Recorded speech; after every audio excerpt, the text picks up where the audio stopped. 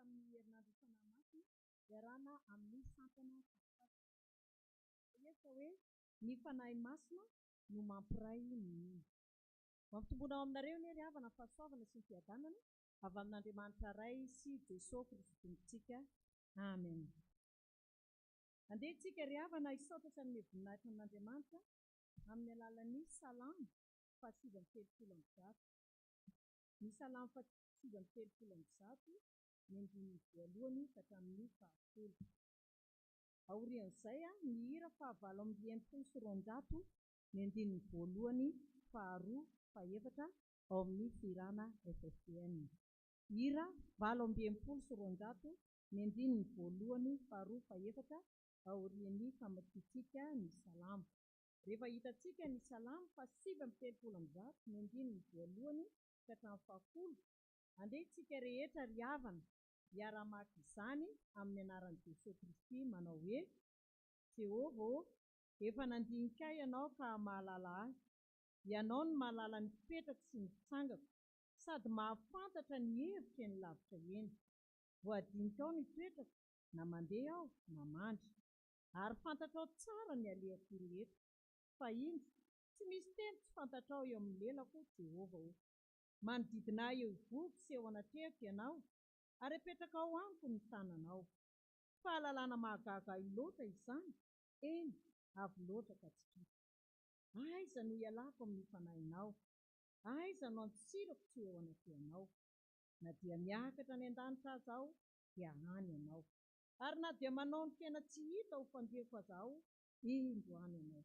Na dia maka ny elatry ny maraina aza aho, mba hitoetra any am-paran'ny ranomasina, dia mbola enti ny tananao ihany aho. Na dia any aza, tsy azony ny tananao ankavanana. Amen.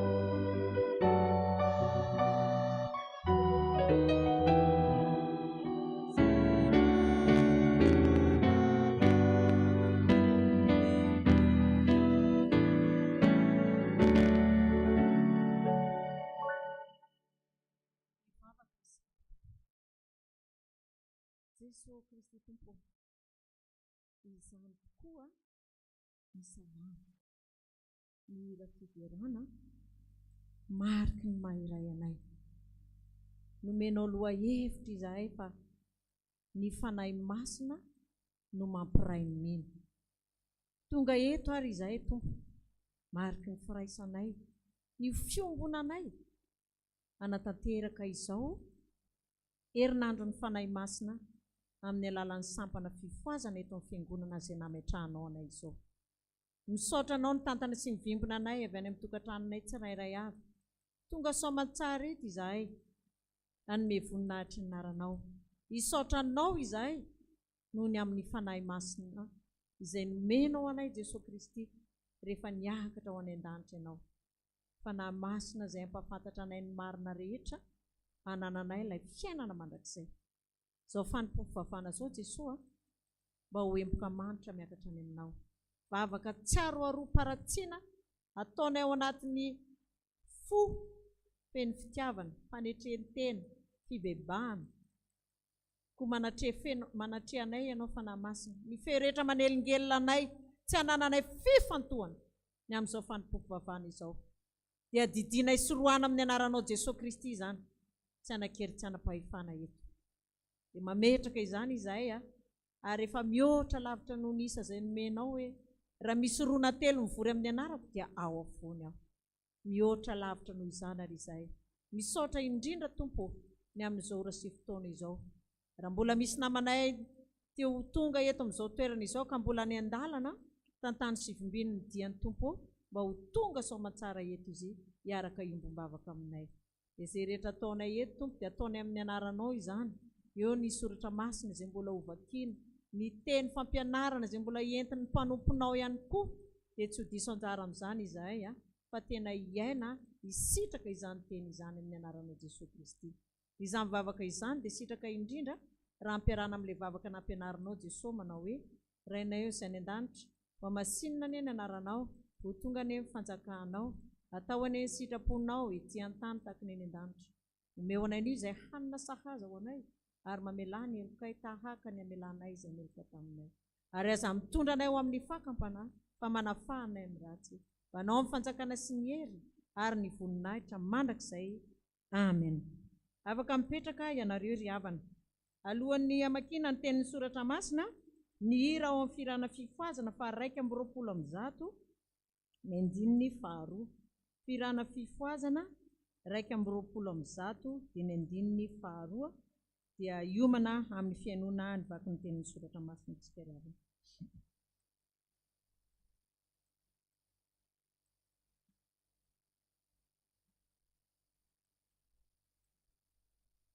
Sano fikasako zay iriny fo ho mpanomponary Tompo mananjo ateo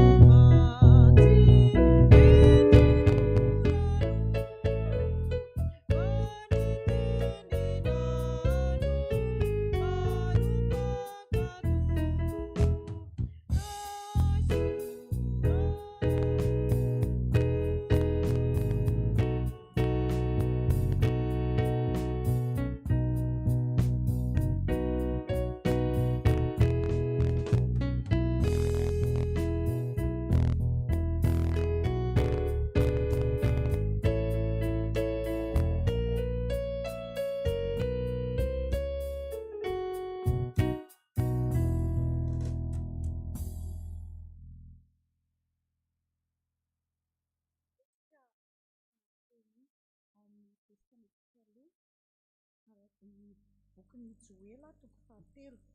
Joela toko 7 ka ny andininy voalohany hatramin'ny 5. Joela toko 7 andininy voalohany hatramin'ny 5. Joela toko 7 andininy voalohany hatramin'ny 5. Rehefa hita izany dia izao hamaky azy amin'ny anaran'i Jesosy. Ary rehefa afaka izany dia andatsaka ny fanahy tao amin'ny rehetra aho, dia aminany ny zanakalahinareo sy ny zanakavavinareo. Ny lahy antitrareo hanonofy ary ny zatovinareo ahita fahitana. Ary na dia ny mpanompo lahy sy ny mpanompo vavy aza dia andatsahako ny fanahiko amin'izany andro izany. Ary anisy fahagagana eny amin'ny lanitra izay ty amin'ny tany aho dia rasy afo ary setroka ny takosiny. Ny masoandro ampodiana ho aizina ary ny volana ora alohan'ny hahatongavan'ny andron'i Jehovah izay sady lehibe no mahatsiravina. Ary nazovo miantso ny anaran'i Jehovah dia ho afa mandositra fa eo an-tendrombohitra Ziona sy any Jerosalema dia hisy sisa afaka arak'izay efa voalazan'i Jehovah, ary izay antsoin'i Jehovah dia ho isan'izay mindositra.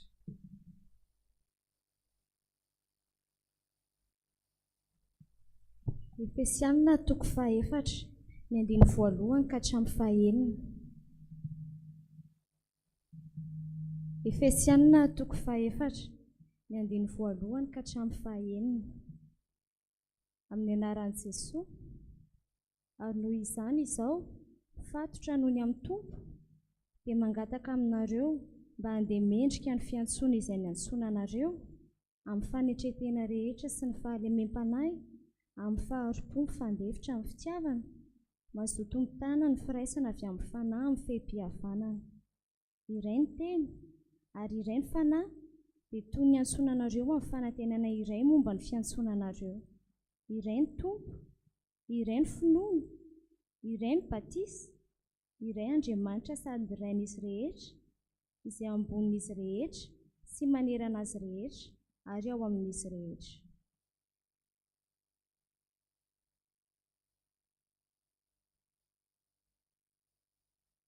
Filazantsara araka ny Lioka 1:7-7 ka hatramin'ny 9:10. Lioka 1:7-7 ka hatramin'ny 9:10. Rehefa hita izany dia vakiana ao am-pitsanganana. Ary Maria niainga tamin'izany andro izany ka nandeha hifaingana ho any amin'ny tany havoana ho ao an-tanàna anankiray any Joda. Ary niditra tao an-tranon'i Zakaria izy ka niarahaba-ny Elizabeta. Ary rehefa reny Elizabeta ny fiaraban'i Maria dia nibitaka ny zazaka tao an-kibony, ary nofenonan'ny Fanahy Masina Elizabeta dia niantso tamin'ny feo mahery hoe izy, voataha samy vehivavy ianao ary voataha ny ateraky ny kibonao. Avy aiza no ahatongavan'izao amiko no mba vangin'ireny tompoko aho, fa indro raha vao reny sofiko ny feon'ny fiarabanao dia nibitaka noho ny hafaliana ny zaza ato an-kiboko, ary sambatra ianao izay nino fa hifaina izay zavatra nampilazain'ny Tompo taminao. Ary hoy Maria, ny foko mankalaza ny Tompo, ary ny fanahiko efa ravoravo tamin'Andriamanitra mpamonjy ahy. Fa efa nijery ny fahambany toetra ny ankizivaviny izy, fa indro hatramin'ny ankehitriny dia ataony taranaka rehetra ho sambatra aho, fa ny mahery efa nanao zavatra lehibe tamiko, ary masina ny anarany, ary ny famindram-pony dia amin'ny matahotra azy. Hatramin'ny taranaka faramandimby nanao asa lehibe tamin'ny sandriny izy, nampiahaka ny mpiavonavina tamin'ny fiheveran'ny fony izy, nampiala ny lehibe tamin'ny seza fiandrianana izy, ary nanandritra ny ambany kosa. Ninona novokisany soa, ary manan-karena kosa nampiala ny mainy. Niain'ny Israely mpanompony izy, fa nahatsiaro ny famindram-pony araka ny voalazany tamin'ny razantsika tamin'ny Abrahama sy ny taranany mandrakizay. Ary Maria nitoetra teo amin'ny Elizabeta tokony ho 3 volana vao nodany an-tranony. Ray Masonao, manamasinana ny fahamarinana, ny teninao ny fahamarinana. Amen.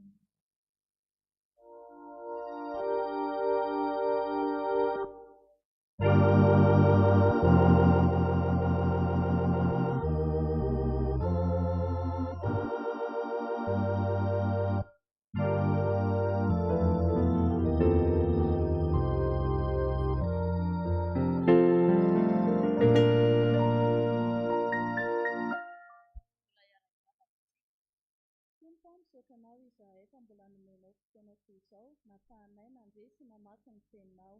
Ary raha hotoriana aminay izany Tompo dia mangataka amin'ny fanianao masina izahay hiasa ao amin'ny fanompinao izay hitondra ny hafatrao, ka tsisy ho ambarany afa-tsy izay sitraponao irery ihany.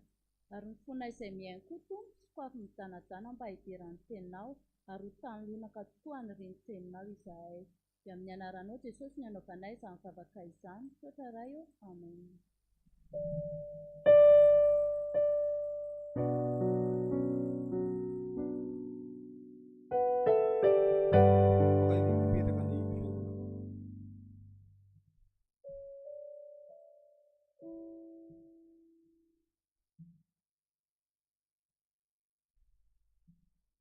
mbola ampitomboina ao aminareo hatranany ny fahasoavana omba ampiadanana avy amin'Andriamanitra Ray sy Zanaka ary ny Fanahy Masina.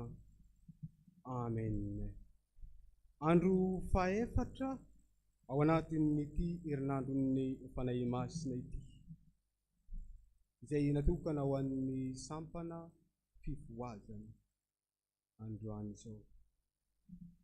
Ka ibanjinantsika ny amin'ilay lohahevitra hoe ny Fanahy Masina no mampiray ny mino.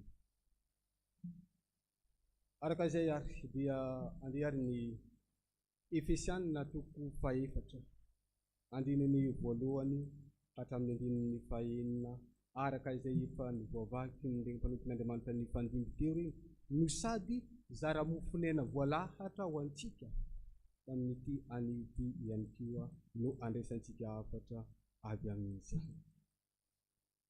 Efesianina toko fahaefatra, andininy voalohany hatramin'ny andininy fahaenina. Anisan'ny zavatra iray izay mahafeno ny maha Andriamanitra Trinitaire ny Fanahy Masina, ary nanana anjara asany lehibe teo amin'ny fitarihana nanomboka tamin'ny fiangonana voalohany io Fanahy Masina io. Efa niasa ihany koa io Fanahy Masina io, nanomboka teo amin'ny nanaovany Jesoa nanekeny amin'ny fanaovana batisa. Rehefa vita zany dia nilatsaka taminy ny Fanahy Masina.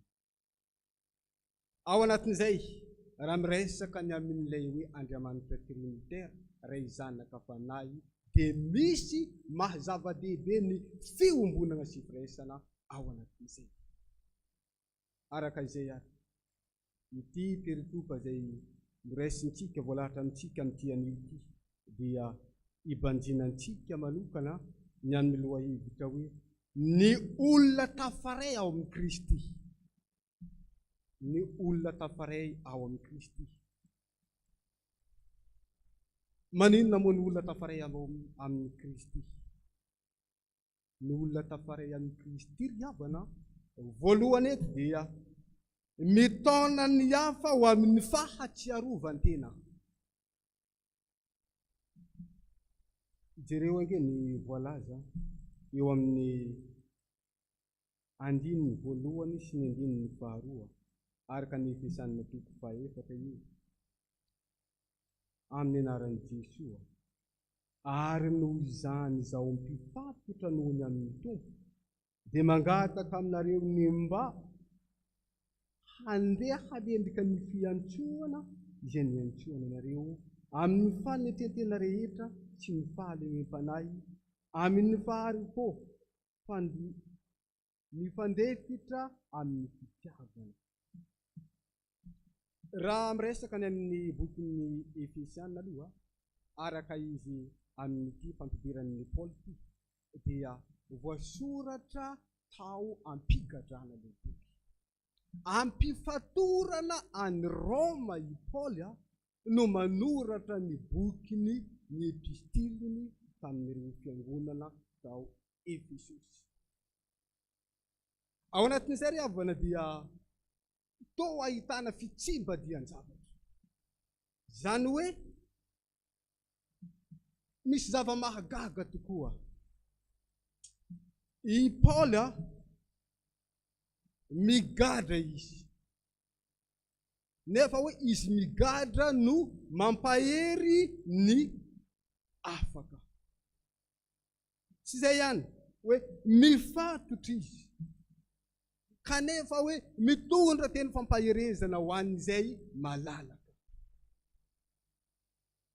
Amponja izy, nefa hoe mampahery izay heverina fa hoe tsy voahelingelina.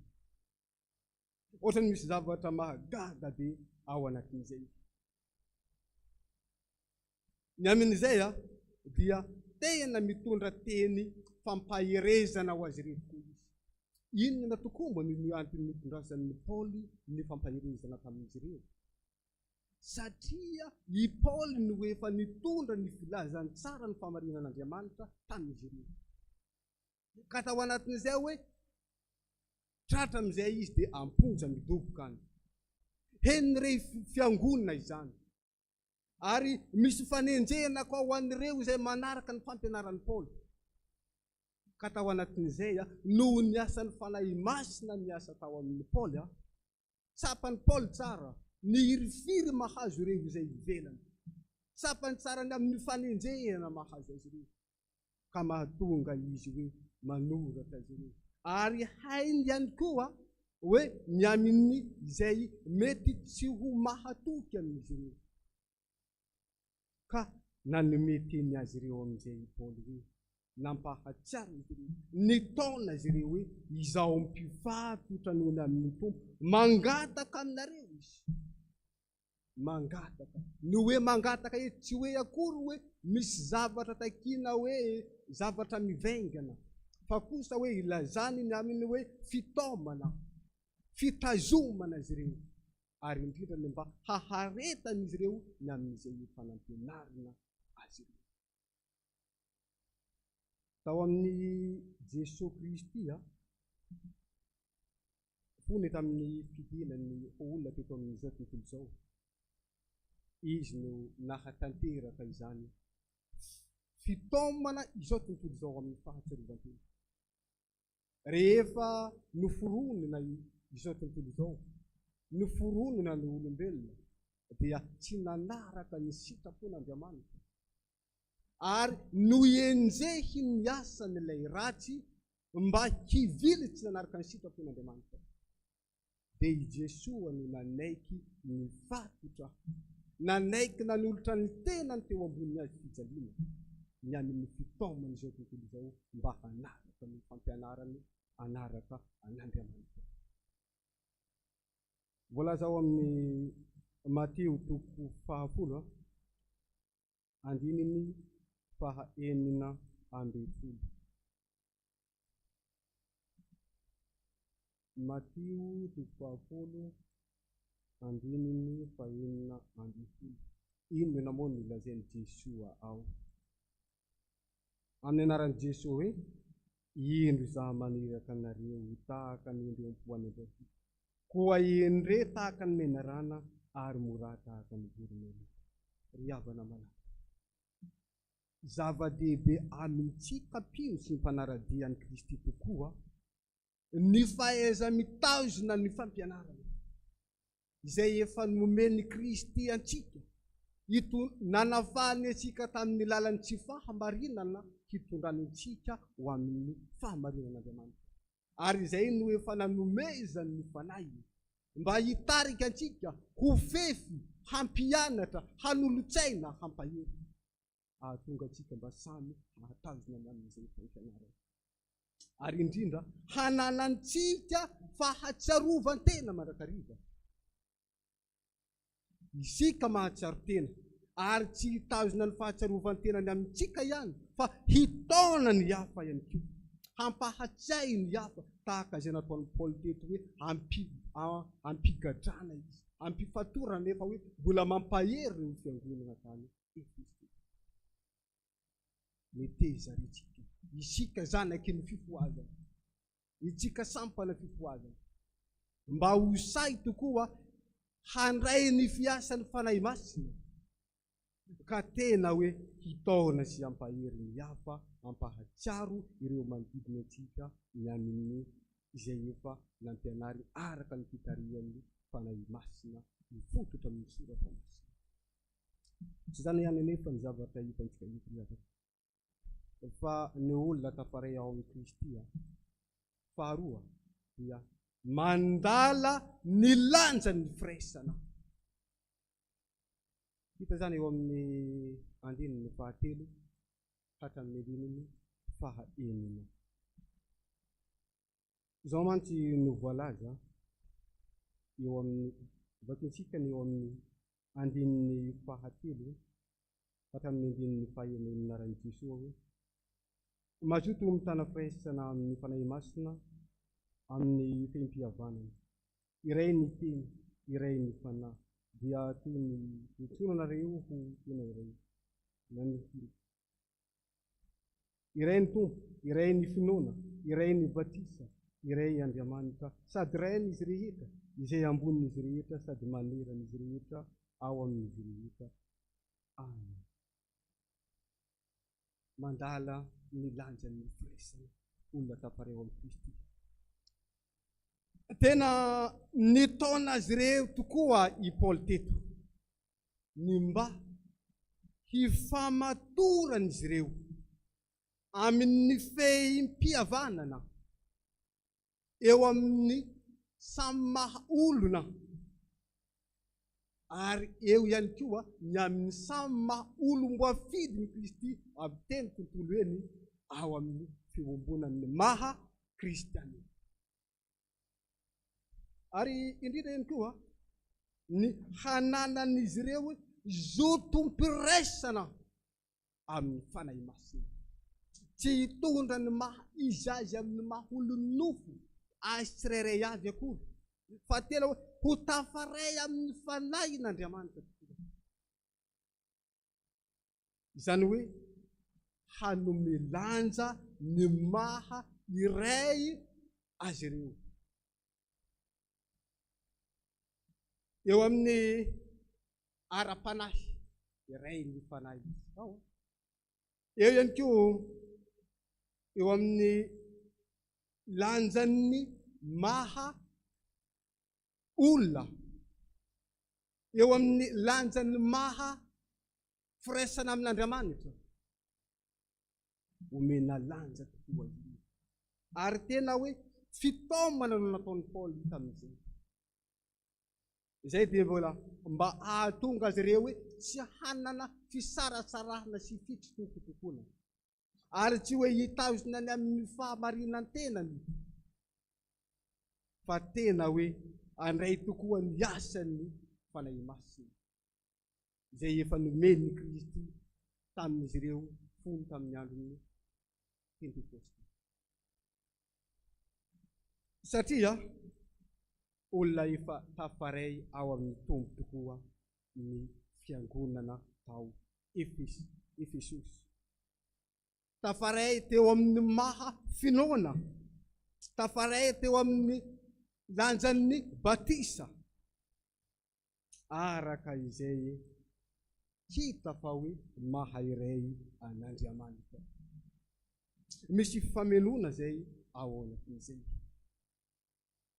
Kana dia mahafiarana ny fanenjehana, ny fanesona dia tsy mba hisarasaraka na hitsitokotoko, fa anao ny toetram-piombonan'ny Andriamanitra trinitaire ray zanaka fanahy. Tsy mba hifankafohy izy, fa iombona amin'ny maha iray ihany.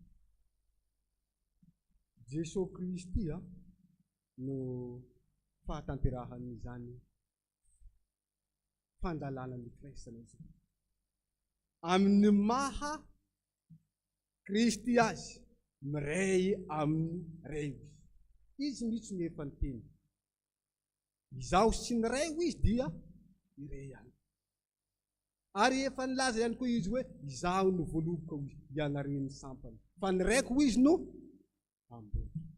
Mandala tokoa ny tena maha iray isika mpino amin'ny Kristy sy amin'ny Andriamanitra. Ahoana moa no voalaza ao amin'ny Galatiana toko faharoa andininy faharoapolo. Maneho ny toetra ny fiombonana firaisana tokoa. Galatiana faharoa toko faharoa andininy faharoapolo. Amin'ny anaran'i Jesosy voaombo niaraka amin'ny Kristy amin'ny azy fijaliana. Ary tsy zaho intsony ny velona, fa Kristy ny velona tena. Fa izy ny velomako ankehitriny eo amin'ny loha, dia velomako amin'ny finoanan'ny zanak'Andriamanitra amin'ny finoana izay efa tia ahy ka nanolotra ny tenany amonjy ahy. Ry havana malina. Meteza isika mba tena handala ny firaisana amin'ny Kristy tokoa. Meteza mba tena handalany fampiraisany Fanahy Masina antsika fiangonana. Isika tsirairay avy amin'ny toerana misy azy tsirairay avy, samy nanana ny toetrany sy ny fombany taloha, nefa nangonony Fanahy Masina, nobitsiny Fanahy Masina mba iray tokoa ato anatin'ny fiangonana. Ary tsy hoe hiray amin'ny mahatsika ihany, fa hanaiky ny fampiombona ny Fanahy Masina, ka hahatonga atsika mba ho tena tafaray amin'ny Kristy ary miray amin'ny rey. Ataovy zava-dehibe ny fandalana ny lanjan'ny firaisana. Ary meteza ihany koa mba tena hanaiky ny amin'izany fitariany Fanahy Masina atsika izany. Ary ka zay efa miraisintsika teo amin'ny fanaovana ny batisa. Zany anefa dia zao, tsy vitany hery amin'ny mahanofo aman-drano, fa tsy maintsy ilana ny hery ny finoana. Zay hoe miara-miasa zay. Raha tsy ao ny finoana dia mety efa nivadika i Paoly. Ampifatorana tia tsy hanoratra ho anareo za fa nivadika amin'ny finoana efa nitalako, mety hananjay. Fa tsy zay zany. Ny fanenjehana sy Yesu nahazo azy, vao may hoe nampahery azy, satria tsy nitoky tamin'ny herin'ny tenany sy ny nofony, fa nitoky tamin'ny Fanahy Masina. Isika koa dia ataona amin'izay mba tena hanome lanja ny herin'ny fanahy izay efa noraisintsika teo amin'ny batisa, ahafahantsika hanampiraisana sy fiombonana amin'ny Kristy. Eto ampamarana anazy zavatra anankiroa ny resahiny tamintsika ty. Ny olona tafaray ao amin'ny Kristy, voalohany nitaona ny hafa ho amin'ny fahatsiarovana. Efa noraisin'ny Kristy avy isika rehetra, nampiombonina atao anatin'ny fiangonana amin'ny finoana, ka meteza mba ho saijo hampahatsay ny hafa ireo amin'ny manodidina antsika ireo, mba hompiombona amin'ny Kristy tokoa. Ny olona tafaray amin'ny Kristy faharoa dia mandala ny firaisana, ankamamio ny firaisana izay efa nampiraisy ny Fanahy Masina antsika, fa izany no antoky ny soa no avintsika ny amin'ny raha tsy zay. Mandehana ka manaova toy izany ho an'Andriamanitra ny voninahitra ho antsika erakira izany firaisana amin'ny Fanahy Masina izany. Amen.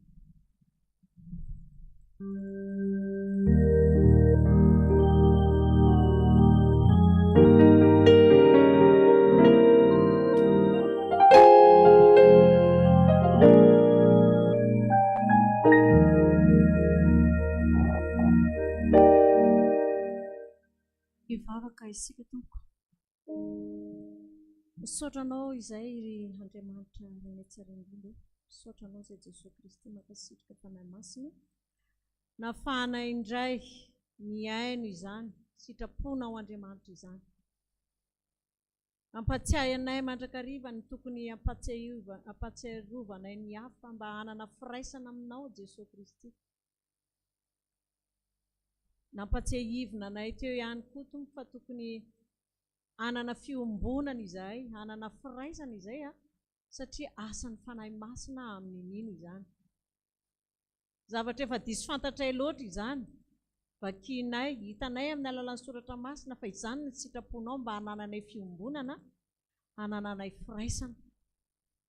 Indraindray anefa izany Tompo adinonay.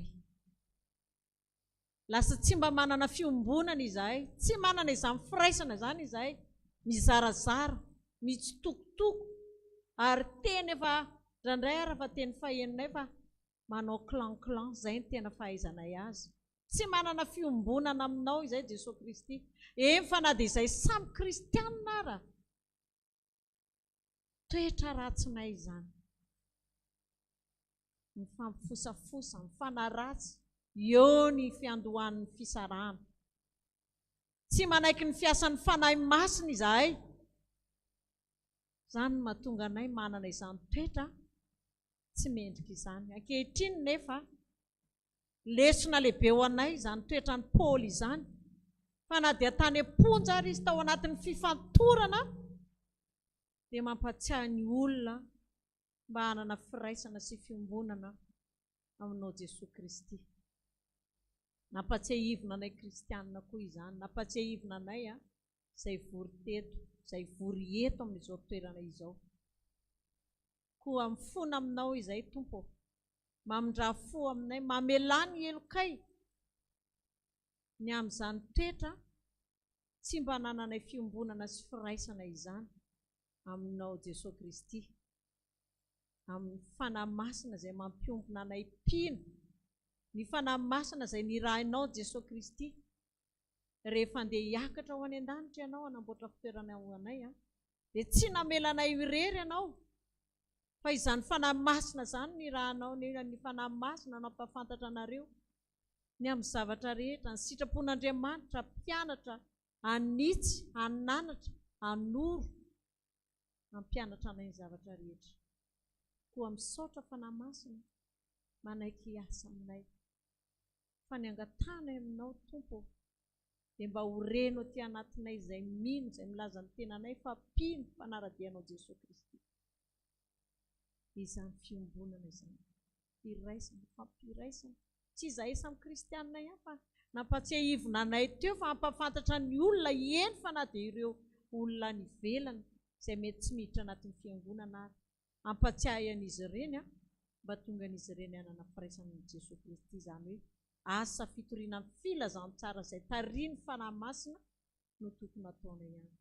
Dia mankasitraka indrindra Tompo, mankasitraka nampatsiahy anay izany, fa mety adininay izany fa tamin'ny tenyity kosa amin'ny alalan'ny lohahevitra izay nomenanay hoe mampiray ny mino ny fanahy masina dia mba hanana izay entinay tokoa izahay hiainanay, hamakivakianay ny fiainanay, izany no mampino anay, iray ny mino, iray ny batisa, iray ny fanahy, iray izay aminao Jesosy Kristy. Dia misaotra indrindra ny amin'ny mpanomponao izay nampitondrainao indray izany teny izany, mba hanana fiombonana tokoa ny izay no hanana toetra misaratsaraka, mitsitokotoko mba tena hiombona iray aminao Jesosy Kristy, izahay samy kristianina ihany koa dia mba hanana fiombonana tanteraka. Amin'ny anaranao Jesosy Kristy Tompo, ilay nandrotsaka amin'ny fanahy masina ho amin'ny mino rehetra, nanaovana sangatana izany mivavaka izany. Amen. Hitsangana ry havana, handray ny teny famelan-keloka isika izay hita ao amin'ny Ezekela 3:30, ny 4:20 ka hatramin'ny 7:20. Amin'ny anaran'i Jesosy. Fa alaiko avy any amin'ny jentilisa ianareo, ary angoniko avy any amin'ny tany rehetra ka hoentiko ho any amin'ny taninareo. Dia ho fafazako rano madio ianareo ka adio, ny mba ho afaka amin'ny fahalotonareo rehetra sy ny sampinareo rehetra no hanadiovako anareo. Ary homeko fo vaovao ianareo, ary fanahy vaovao no ataoko ao anatinareo, ary esoriko amin'ny nofinareo ny fovato ka homeko fo nofy ianareo. Ary ny fanahiko no ataoko ao anatinareo ka hahatonga anareo handeha araka ny lalànako sy hitandrina ny fitsipiko ka hanaraka azy. Voavela ny helokareo ry havana, ko andeha isika rehetra samy hideran'ny Tompo manao hoe sambatra ny olona izay voavela ny helony sy voasarona amin'ny fahotana, sambatra ny olona izay tsy sain'i Jehovah heloka ary tsy misy fitaka ny fanahiny. Amen. Afaka mipetraka ianareo ry havana. Tonga amin'ny fotoana izay hanatanterahana ny rakitra isika. Ao anatin'ny fanatanterahana izany, ny hira 200 ao amin'ny firana fifoazana. Ny hira 200 ao amin'ny firana fifoazana dia ny andininy 4 sy ny 5. 200. Amen.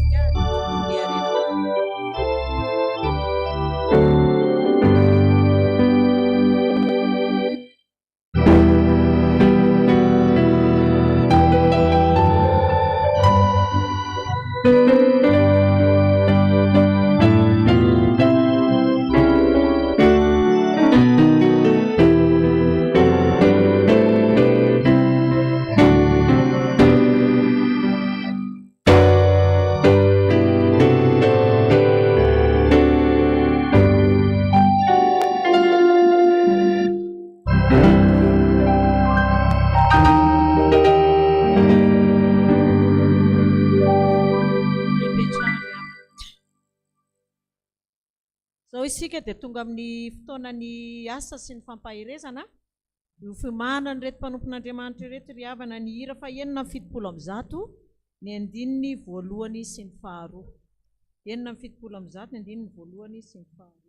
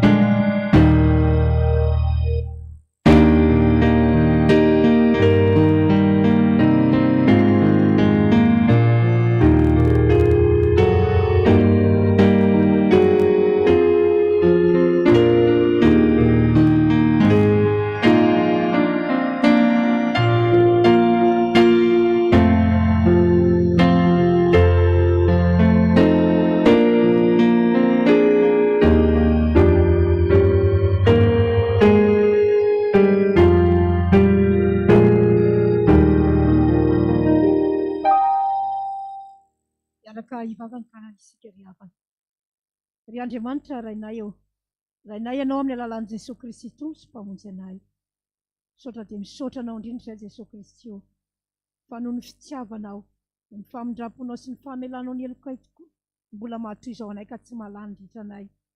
Misaotra anao izay Jesosy Kristy eo, fa nomenao indray izao fandalovanay ny herinandro ny Fanahy Masina izao. Fa lehibe loatra tokoa ny fitiavanao anay Jesosy Kristy eo, ka tena tokony taona ny hafa tokoa izay, ary mba tena tokony iray fo iray saina, fa ianao ilay Andriamanitra tokoa andravarava ny hevitry ny fampisarahana rehetra, aizanay tokoa tena miombonaina aminao Jesosy Kristy, aizanay miombona amin'ny maha-kristianina anay tsirairay avy ireto. Ianao Jesosy Kristy ilay Andriamanitra be fitiavana ianao. Misaotra Tompo ny amin'ireto olonao reto, fantatrao ny amin'izy ireo tsirairay avy tsisy miafina aminao izany, fa miharihary sy mianjaanja eo anatrehanao, miantona anatonany ianao ankehitriny. Koa mangataka izay Jesosy Kristy ny hery fananao masina, hiasa ao anatin'ny fonony tsirairay avy, mba tena anaiky tokoa hiasana izany fanahinao masina izany, ka hitanay ny voninahitra mamirapiratra eo amin'ny fiainanay.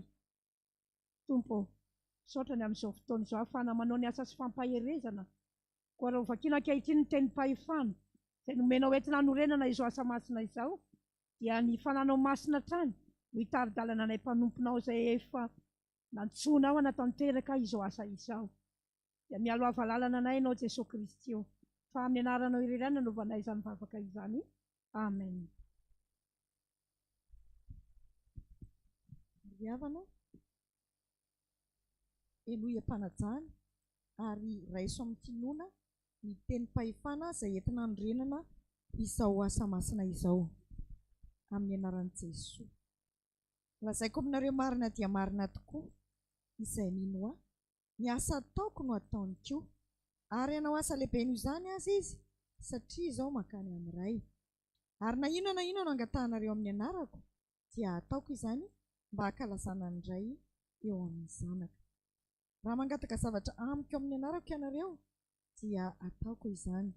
Raha tia ahy ianareo dia hitandrina ny didiko, ary izaho angataka amin'iray, ary izy hanome anareo mpananatra hafa mba ho eo aminareo mandrakizay. Dia ny fanahy fahamarinana izay tsy azo an'izao tontolo izao raisina, satria tsy hitany na fantany, fa ianareo mahafantatra azy satria mitoetra eo aminareo izy ary ho ao anatinareo. Ary hoy izy taminy, mandehana any amin'izao tontolo izao ianareo ka mitoriany filazantsara amin'ny olombelona rehetra.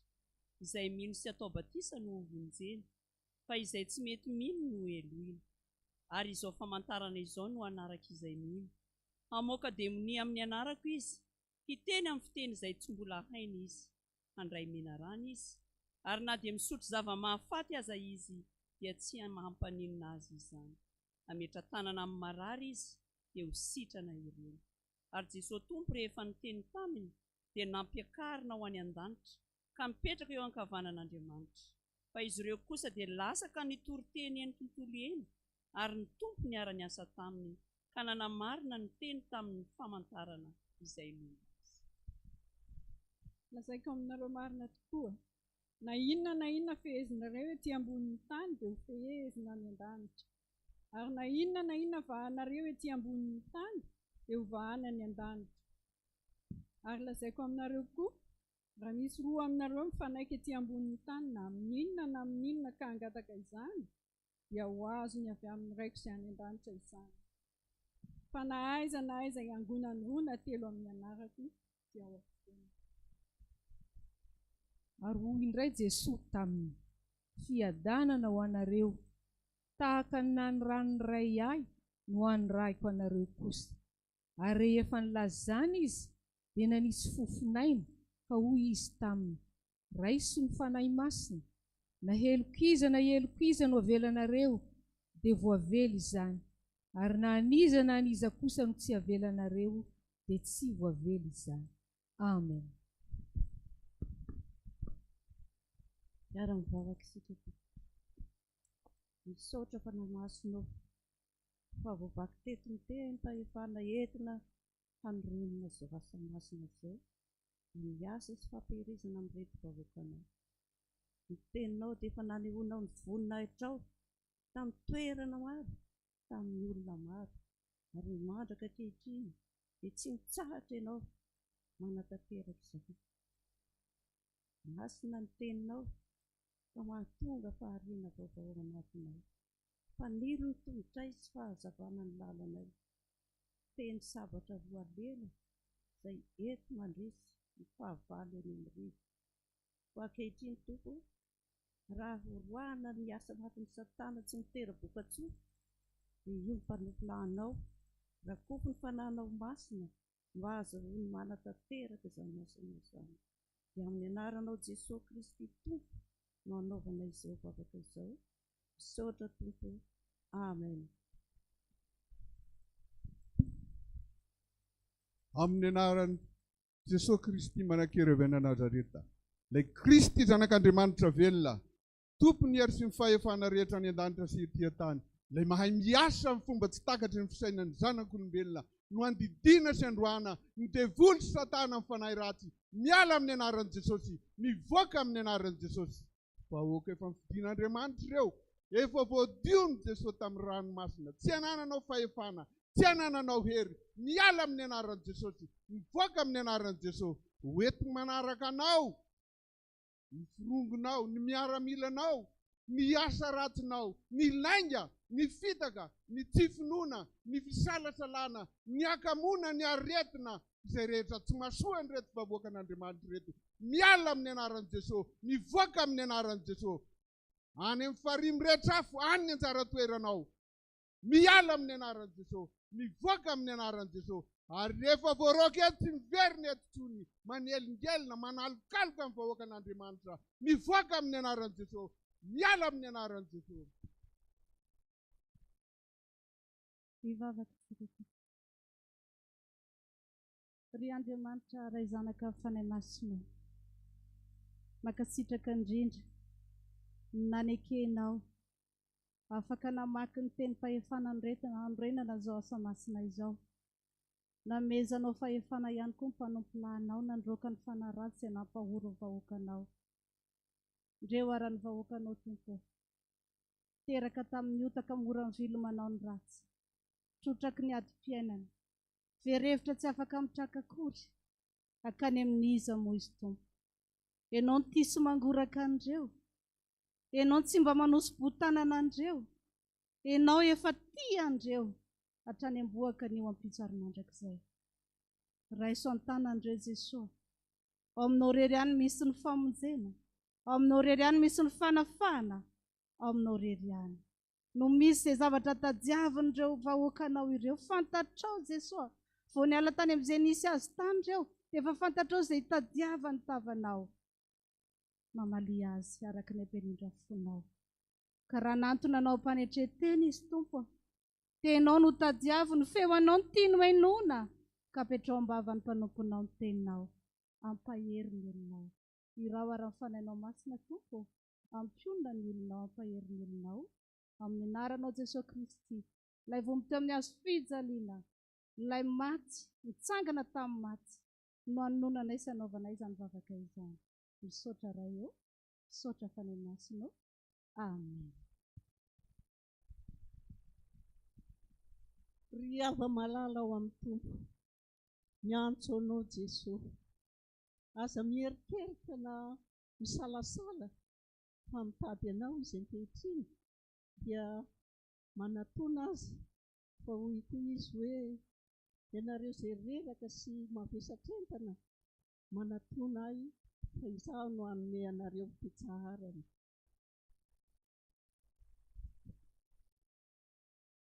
Fahavalo amby roapolo.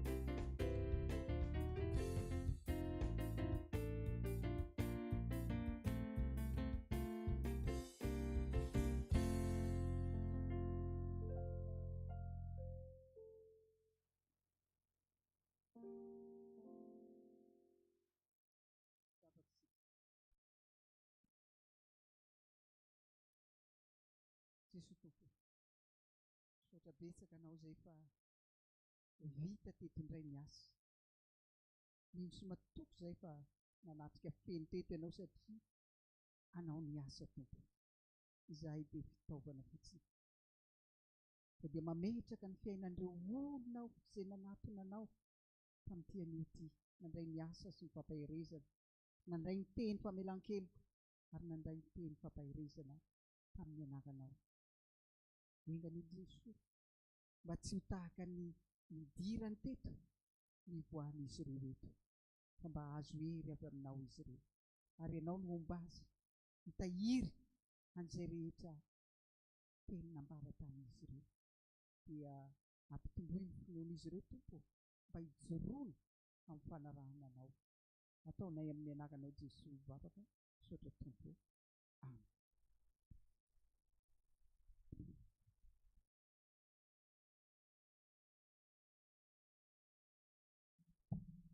Tonga amin'ny fotoana izay anatanterahany troisièmetsika ry havana, ny afatra omenantsika, afaka maka toerana ny mpiandry. Ny fiomanan'izy ireo akan'izy ireo ny toerana ny amin'izany zavatra izany dia andeha iraintsika ny hira 7:30 ry miaramila mandrosoa izao. Rehefa vonona izy ireo dia ajanontsika ny hira.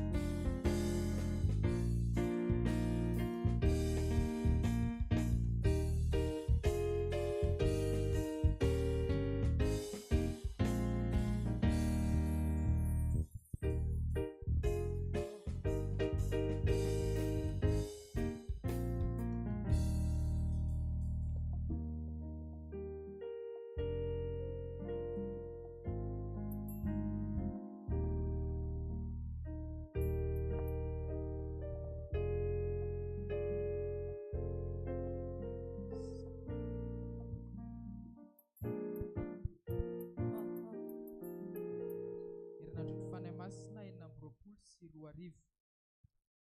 Tsaroantsika ry havana ny lohahevitra izay ivanjinantsika an'i Jesosy hoe mampiray ny mino ny Fanahy Masina.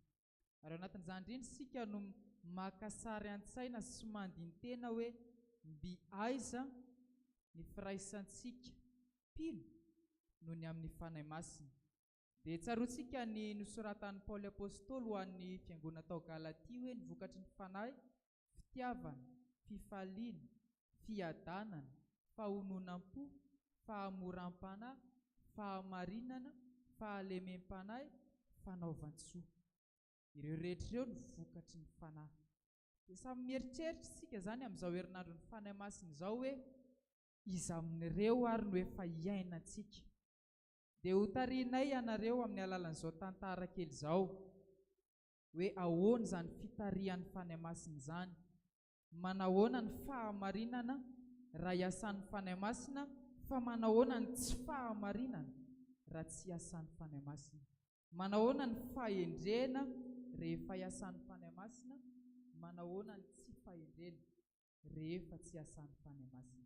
Tantaraintsika izy ity ao amin'ny Baiboly, mitondra ny lohateny hoe miady zanaka.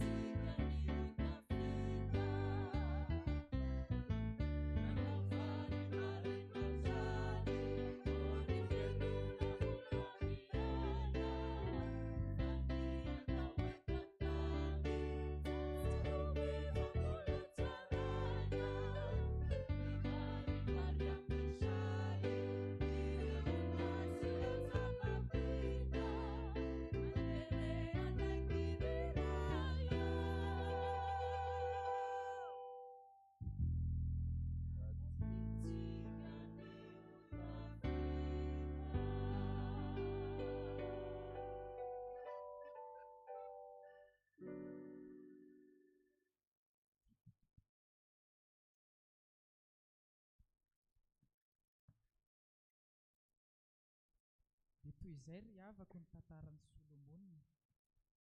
Tao amin'ny Baiboly tao izay tantara izay no nalaina. Fa somary natao moderna ilay izy dia tany amin'ny hôpitaly tany amin'ny maternité izany ilay anankiroa. Dia taty miavoloha ilay Solomona. Hitanareo izany taminareo nijery teo hoe raisintsika ao anatin'izany lesona hoe ny Fanahy Masina dia miasa amin'izay nomena azy. Hitantsika izy mirahavavy teo niady zanaka. Azo heverina izany hoe tsy nanaiky asan'ny Fanahy Masina izy ireo, dia ilay anankiray nanao tsy fahamarinana natakaliny an'ilay zaza velona ny zanany maty. Dia niady teo izy, niady teo izy, niady teo izy. Dia nitoloran'ny Fanahy Masina saina izy hoe andeha ho any amin'ny Solomona fa izy mpitsara mahay. Rehefa tonga teo amin'ny Solomona izy dia mitsara tokoa izy Solomona araka ny fahendrena nomen'Andriamanitra azy. Dia nomeny Fanahy Masina saina izy hoe koa satria miady anareo dia atao inona ilay zaza? Zaraina roa. Fa rehefa izara roa dia avy ilay ren'ny zaza hoe tsy ry mpanjako, tsy mampaninona, omeo azy ihany. Tonga dia fantatra hoe iza no ren'ilay zaza? Ilay ramatoa iray. Izao sy anao koa ry havako tao amin'ny Fanahy Masina androany. Inona no tsy fahamarinana eo amin'ny fiainantsika? Inona no zavatra mety heverantsika tena fa isika no manana ny fahefana aminy? Dia androany ny Fanahy Masina, androany te hitaona anao hoe andeha apetrakitsika foana eo amin'Andriamanitra ny fiainantsika, fa ny Fanahy Masina mpanolontsaina mahagaga. Dia n'Andriamanitra irery ny voninahitra, ny Fanahy Masina ane hiasa amintsika tsirairay avy amin'izao herinandro ny Fanahy Masina izao, fa amin'ny androm-piainantsika rehetra ihany koa. Amen.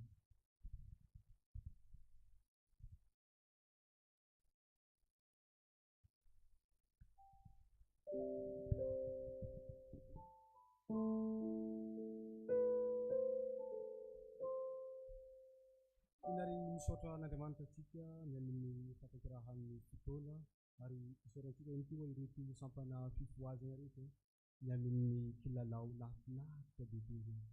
Dia inganesany hakantsika lesona tokoa ireny mba ahafahantsika hitombo amin'ny fanaovan-tsoa sy ny tsara. Andeha ary ho anareo izay nandray ny asa sy mampaherezana teo ary. Izao ary ny hafatra izay omena antsika amin'ny anaran'i Jesoa. Hoy Jesoa aminao: raha miray amiko ianareo ka mitoetra ao anatinareny tempo, dia angatao izay tianarena inona inona fa ho tonga aminareo izany. Andeha ary tsika hitsangana andray ny tsodrano. Tanteraka aminareo anie ny tsodrano izay tenenina sy omena amin'ny anaran'ny Tompo ary raiso amin'ny finoana izany. Andriamanitry ny fiadanana izay mitondra ny Jesosy Kristy Tompontsika mpiarolo lehibe ala amin'ny maty mitondra ny ranam-pirenena mandrakizay. Izany hatanteraka anareo amin'ny tsara rehetra na amin'ny tsikampony ka hiasa ao anatinareo izay ankasitrahana eo masina amin'ny alalan'i Jesosy Kristy. Azonay ny voninahitra mandraka teo mandrakizay. Antsika ihany koa amin'ny fahasoavana. Amin'ny anaran'Iray sy ny Zanaka ary ny Fanahy Masina. Amen. Mampahatsirirana kely azafady. Rehefa avy eo isika amin'ny enina ora dia miaraka amin'ny sampana katekômena sy ny sampana dorikasy ka hibanjinantsika ny amin'ny Lohahevitra hoe ny Fanahy Masina dia mamelona ny maty. Mirary soa antsika rehetra samy tahiny tombo daholo.